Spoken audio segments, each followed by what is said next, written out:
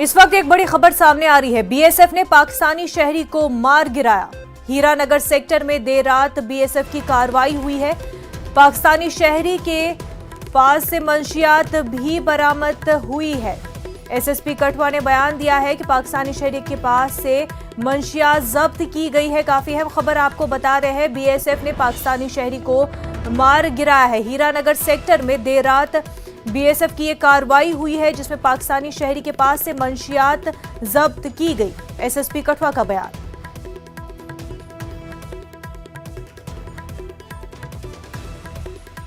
तो नाजरीन, आपको अहम खबर बता रहे हैं। बीएसएफ ने पाकिस्तानी शहरी को मार गिराया है। पूरा वाकया हीरानगर सेक्टर का है, जहां पर आपको बता दें कि देर रात बीएसएफ की कार्रवाई हुई। पाकिस्तानी शहरी मिला, जिसके पास से मंशियात भी जब्त की गई है। एसएसपी कठुआ का इस पूरे मामले पर बयान सामने आया। उन्होंने कहा कि पाकिस्तानी शहरी को मार गिराया गया है। पाकिस्तानी शहरी के पास से मंशियात जब्त की गई है। हीरानगर सेक्टर में देर रात ये पूरा मामला पेश आया है।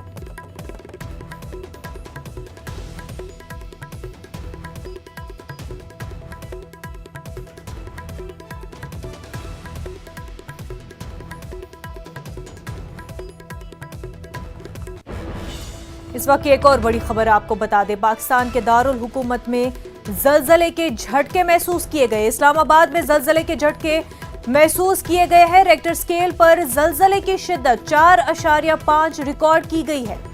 20 किलोमीटर की गहराई में दर्ज किया गया जलजला। इस्लामाबाद के आसपास के इलाकों में भी जलजले के झटके महसूस किए गए हैं।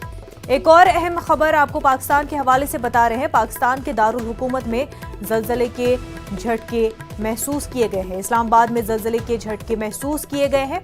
रेक्टर स्केल पर जलजले की शिद्दत 4.5 रिकॉर्ड की गई है। 20 किलोमीटर की गहराई में जलजला दर्ज किया गया है।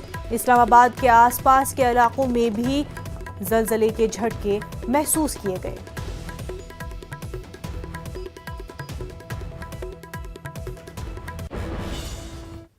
आगे बढ़ते हैं। जम्मू कश्मीर के सियासी लीडरान के साथ